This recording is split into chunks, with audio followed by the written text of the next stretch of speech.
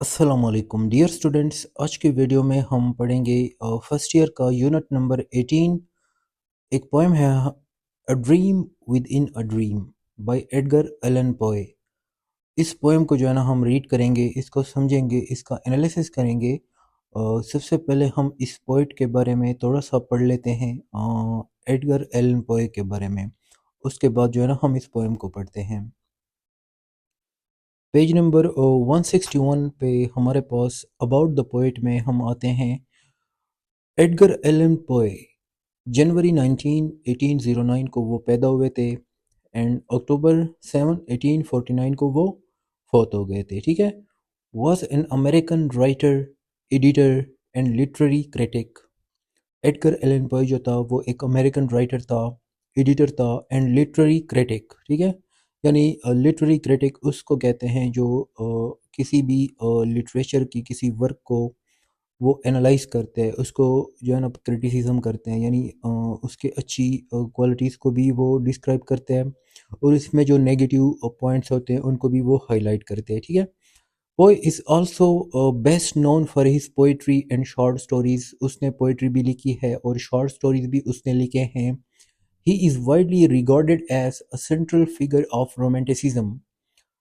अच्छा, romantic poet था वो। ठीक है। यानी एडगर एलन पोए इज़ अ रोमांटिक पोइट। जिस तरह विलियम वर्ड्सवर्थ था, पीबी शेले था, रॉबर्ट फ्रॉस्ट, ये सारे रोमांटिक पोइट्स थे। तो एडगर एलन पोए is also one of the central figure of romanticism in the United states end of American literature as a whole. और उसने अमेरिकन लिटरेचर में यानी उसका लिटरेचर बिलोंग करते हैं अमेरिकन लिटरेचर में, because he was an American poet. Some of his famous poems और अच्छा, यहाँ पे उसके कुछ फेमस पोएम्स लिखे हैं जिनके नाम आपने याद रखने हैं। अल औरफ, एनाबेली, the bells, the city in the C, the conqueror warm, a dream with in a dream जो कि आपके कोर्स में भी इंक्लूडेड है, L टोरेडो, यूलेली, the hunted palace, to Helen linear etcetera. तो ये सारे जो पोएम्स हैं ये एडगर एलन पोए ने लिखे हैं।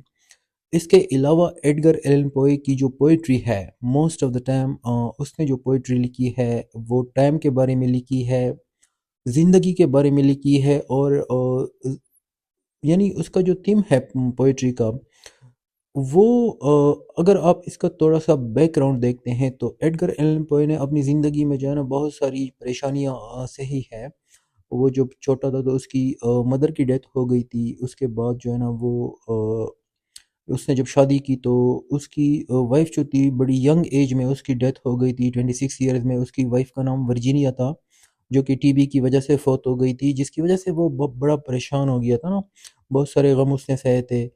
तो उसके मुताबिक जो पोइट्री है ना, यानी वो अपने एक ऐसे में वो लिखता है कि अगर किसी जवान औरत की मौत जो है ना, किसी जवान औरत की मौत वो सबसे ज़बरदस्त पोएटिक टॉपिक होता है, यानी आप उस पे बड़ी ज़बरदस्त शायरी लिख सकते हैं। यानी उसकी यही फ़िलॉसफ़ी है।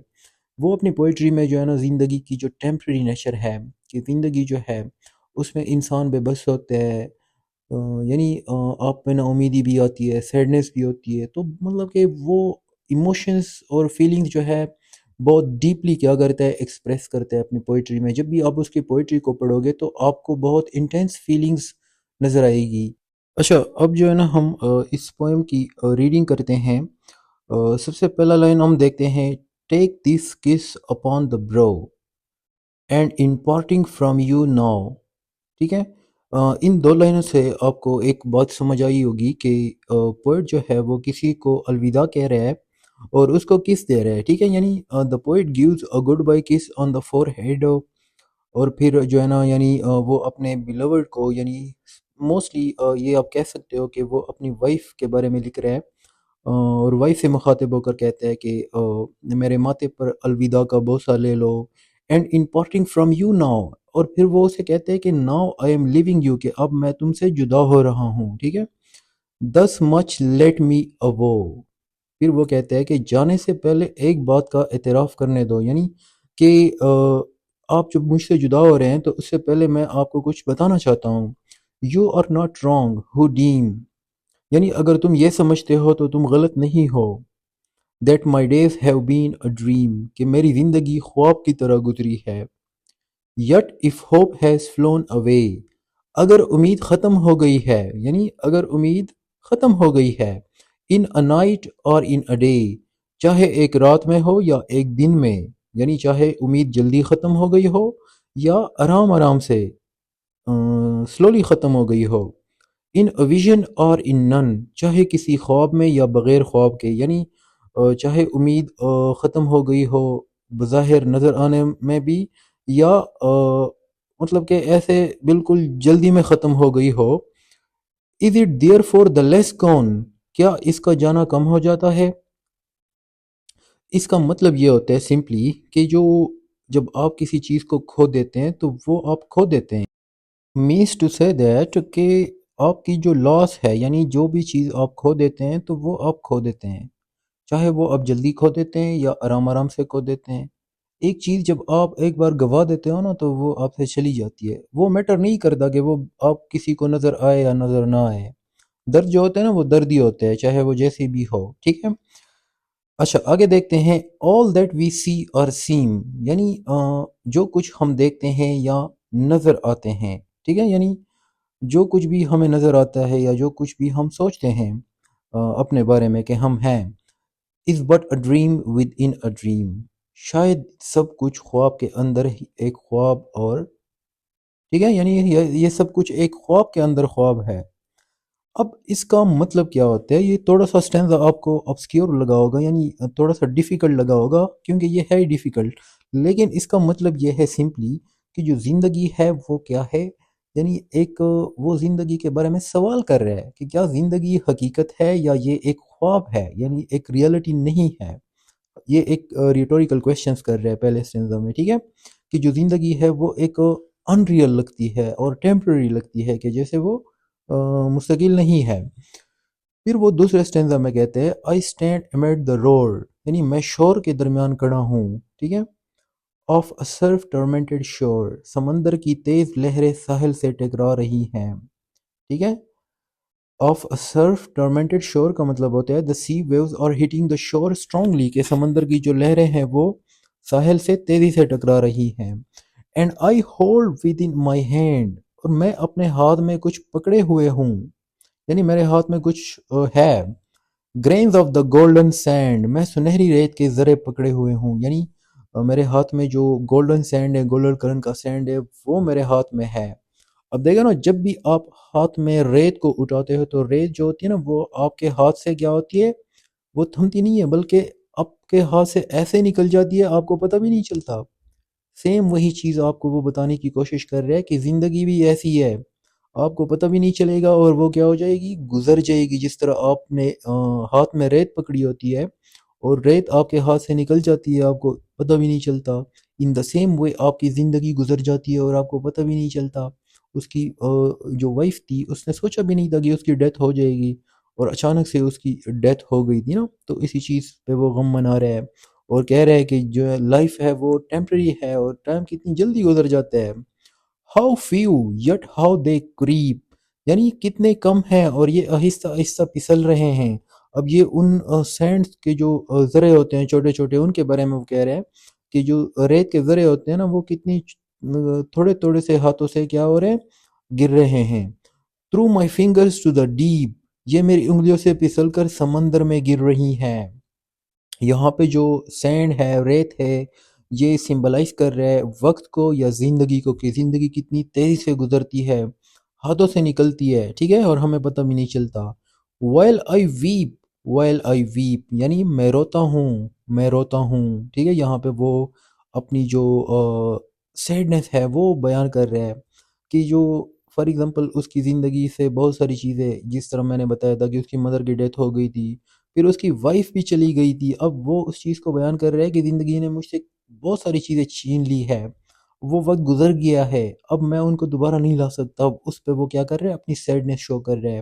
دا poet is expressing his feelings of sadness یہ ایک لیرک ہے. ٹھیک ہے. او God can I not grasp یعنی اب وہ گاڈ سے کیا کر رہا ہے کہ کیا میں اس کو مضبوطی سے نہیں پکڑ سکتا. یعنی وہ التجا کرتا ہے گاڈ سے کہ کیا میں وقت کو نہیں روک سکتا یعنی کہ میں کیا اس وقت میں دوبارہ نہیں جا سکتا جب میری ماں بھی میرے پاس تھی، میری بیوی بھی میرے پاس تھی، ٹھیک ہے.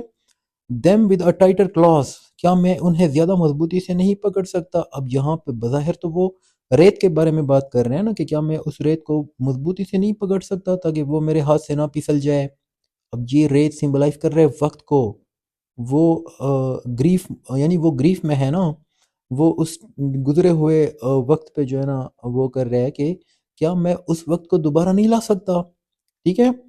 او God can I not save, یعنی اے خدا کیا میں ایک بھی نہیں بچا سکتا؟ یعنی اس کی دونوں چلی گئی تھی، ماں بھی اور بیوی بھی. اب وہ کہہ رہے میں کسی ایک کو بھی نہیں بچا سکا، تو آپ کہہ سکتے ہیں نا کہ بظاہر تو وہ سینڈ کو ریفر کر رہے ہیں نا، لیکن اصل زندگی میں اس نے جو ہے نا بہت کچھ چھین لیا تھا زندگی نے، تو وہ اس چیز پہ جو ہے نا غم منا رہے ہیں. ون فرام دا پیٹیلیس ویو، کیا میں ایک ذرا بھی بے موج سے نہیں بچا سکتا؟ یعنی یہاں پہ جو پانی کی لہریں ہیں، it symbolises the passage of time. یہ جو پیسج آف ٹائم کو اس نے بہت کرول دکھایا ہے نا، کہ وقت جو ہے نا وہ آپ سے ہر چیز چھین لیتا ہے. وقت جو ہے وہ آپ سے ہر چیز چھین لیتا ہے، جس طرح پیراڈائز لاسٹ میں ملٹن کہتے ہیں نا کہ time the subtle thief of youth has stolen on his wings my 320th year.